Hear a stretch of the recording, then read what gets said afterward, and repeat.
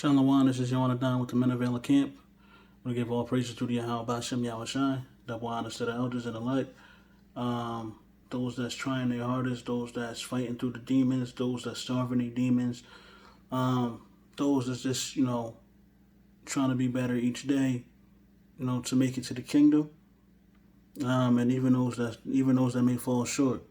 At the end of the day, we all still got a job to do, regardless. So this is about UFOs, and I don't know conspiracy shit. This is actually something that was based on CNN.com, and it says the Pentagon, as of Monday, April 27th of 2020, officially releases UFO videos. The article says the Pentagon has officially released 3 short videos showing unidentified aerial phenomena that had previously been released by a private company. The videos show what appear to be unidentified flying objects rapidly moving while recorded by infrared cameras. 2 of the videos contain service members reacting in awe at how quickly the objects are moving. One voice speculates that it can be a drone. The Navy previously acknowledged the veracity of the videos in September of last year. They are officially releasing them now in order to clear up any misconceptions by the public on whether or not footage has been circulating, or the footage that has been circulating was real, or whether or not it was more to the videos, according to the Pentagon spokesman Sue Gull. After a thorough review, the department has determined that the authorized release of these unclassified videos does not reveal any sensitive capabilities or systems, said Gull in a statement, and does not impinge on any subsequent investigations of military and airspace incursions by unidentified aerial phenomena. The Navy now has formal guidelines for how its pilots can report when they believe they have seen possible UFOs. The Navy videos were first released between December 2017 and March 2018 by the Stars Academy of Art and Sciences, a company co-founded by former Blink-182 musician Tom DeLonge, that says it studied information about unidentified aerial phenomena. In 2017, one of the pilots who saw one of the unidentified objects in 2004 told CNN that it moved in ways that he couldn't explain. As I got close to it, it rapidly accelerated to the south and disappeared in less than 2 seconds. Then, said retired U.S. Navy pilot David Fravor, that this was an extremely abrupt, like a ping pong ball bouncing off a wall. It would hit and go the other way. The Pentagon has previously studied recordings of aerial encounters with unknown objects as part of its since-shuttered classified program that was launched at the behest of the former Senator Harry Reid of Nevada. The program was launched in 2007 and ended in 2012, according to the Pentagon, because they assessed that there were higher priorities that needed funding. Nevertheless, Luis Elizondo, the former head of the classified program, told CNN in 2017 that he personally believes there's very compelling evidence that we may not be alone. These aircrafts, we'll call them aircrafts, are displaying characteristics that are not currently within the U.S. inventory, nor in any foreign inventory that we are aware of. Elizondo said of objects they researched, says he resigned from the Defense Department in 2017 in protest over the secrecy surrounding the program and the internal opposition to funding it. Reid tweeted Monday that he was glad the Pentagon officially released the videos, but that it only scratches the surface of the research and materials available. The U.S. need to take a serious scientific look at this and any potential national security implications. And some members of Congress are still interested in the issue, with senators receiving a classified briefing from Navy officials on unidentified aircraft last summer. If pilots at Oceana or elsewhere are reporting flight hazards that interfere with training or put them at risk, then Senator Warren wants answers. It doesn't matter if it's weather balloons, little green men, or something else entirely. We can't ask our pilots to put their lives at risk unnecessarily.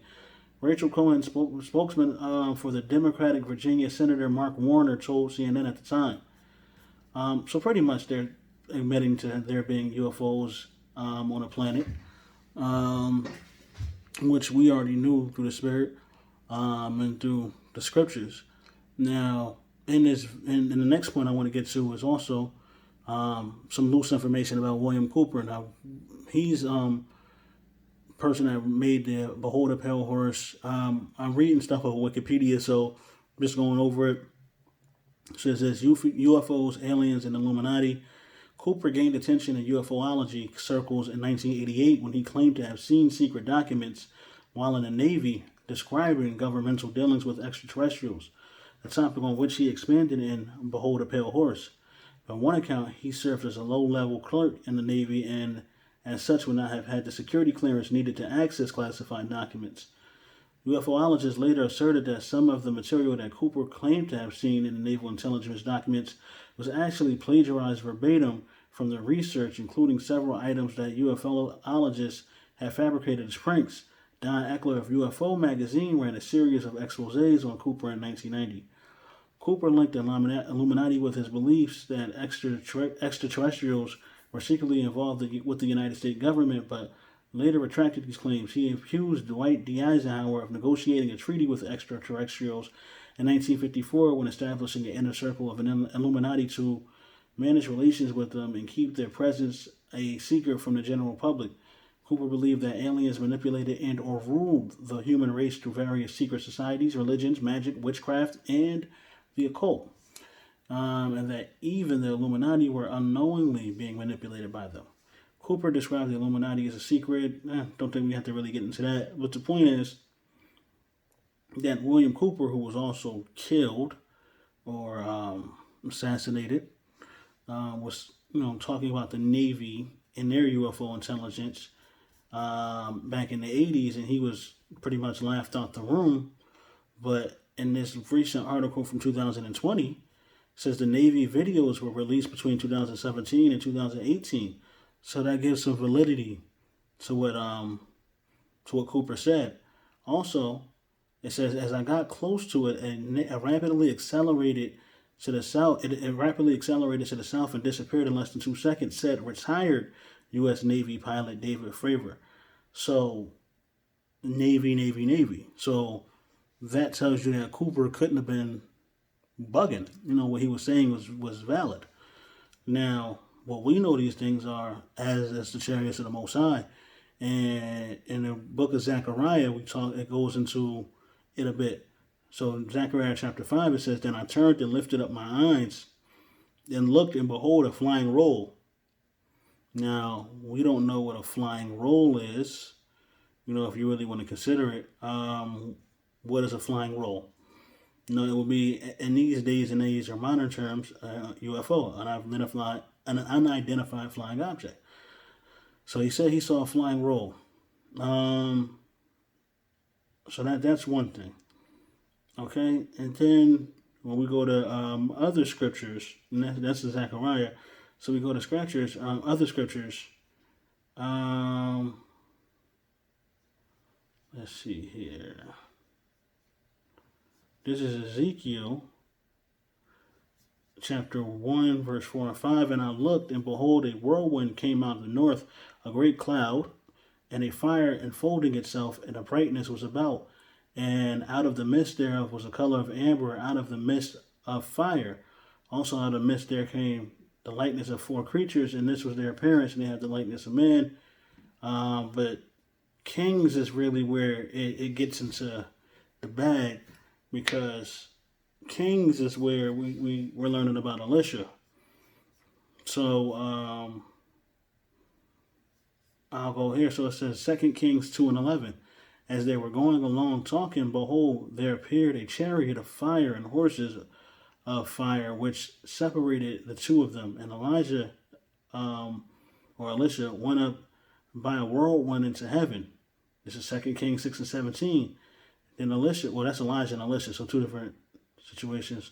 "Then Elisha prayed, O Lord, I pray upon his eyes that he may see. And the Lord opened the servant's eyes, and he saw, and behold, the mountain was full of horses and chariots of fire all around Elisha. And this is 2 Kings 2 and 12. Elisha saw, and so back to the first part. Elisha saw it and cried out, my father, the chariots of Israel and its horsemen. And he saw Elijah no more. Then he took hold of his own clothes and tore them into two pieces.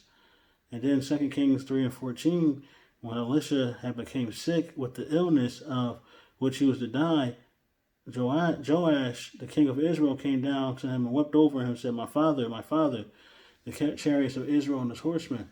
So again, the chariots of Israel are those UFOs that we're talking about. Those are the UFOs that we're talking about. I believe there was one more person that got scooped up too, and I believe that was Melchizedek, if I'm not mistaken. Let me see. I want to look that up real quick.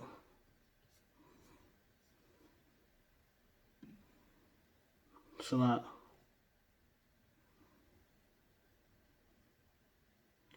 And well, also while I'm doing that, when the children of Israel, when they were leaving Egypt, there was also a chariot or a cloud that followed them. So that was also another example of that. Let me see here. I'm looking for Melchizedek information. If I'm not mistaken, he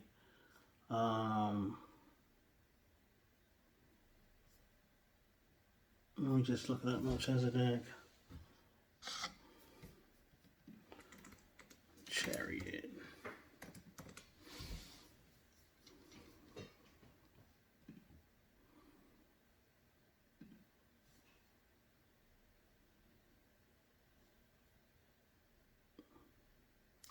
Okay, I can't find it right now, Salakia, but if I'm not mistaken, Melchizedek also, because Elisha came back, if I'm not mistaken, but Melchizedek never came back.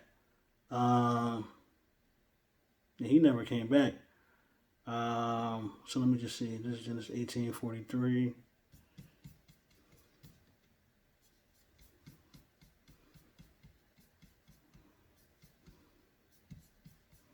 So I was just looking one thing up. 18:40. Yeah, I don't think I have it at the moment, but for some reason I can't find it. If any brother could find it, put me on game.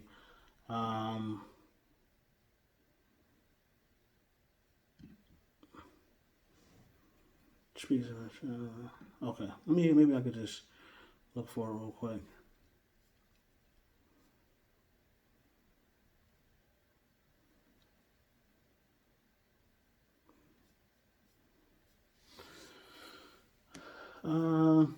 Salakia brothers, seeing if I can find it.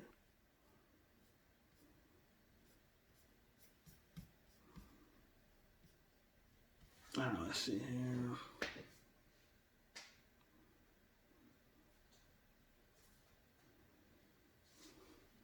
Okay, yeah, I can't find it. Thought I was gonna find it here. But that's really the point. UFOs, chariots of the Most High, they've been around. They've been around, and now people are being able to openly talk about it. Okay, so that's really the main part there. Again, if I'm incorrect about something or anything like that, feel free to correct me, Akim. Let me see here, Elijah. Okay, got it. One other person we know didn't die was Melchizedek, king of Salem and priest of God Most High. We meet Melchizedek in Genesis 14, blessing Abraham after his triumph over four kings. Scriptures mention Melchizedek again in Psalms 110, which speaks of the coming of the Messiah. The Lord has sworn and will not change his mind. You are priest forever upon the order of Melchizedek. Later in the book of Hebrews, we learn the complete story of the significance of Melchizedek without father or mother. So this is linking him to being what Yahweh Shai in the reincarnation. Without genealogy, without and having neither beginning of days nor end of life, but rendered in the likeness of the Son of God, he remains a priest until all time. Here, the authors of Hebrews clearly equates Melchizedek with Jesus Yahushua, having neither beginning of days nor end of life. In fact, Melchizedek means king of righteousness. As with Enoch and Elijah, there's no record. Also, Enoch and Elijah, there's no record of Melchizedek's death. What is certain, however, is that like Enoch and Elijah, he walked with God. Okay, so and it goes a little more into that. So Enoch, maybe it's Enoch, Elijah, and or Elisha and Melchizedek that I believe got called up into chariots. Outside of that, if I'm incorrect, brothers, just correct me. But that's all I really had on that today. And with that said, all praises to Yahweh Shem Yahushai. Shalom until next time.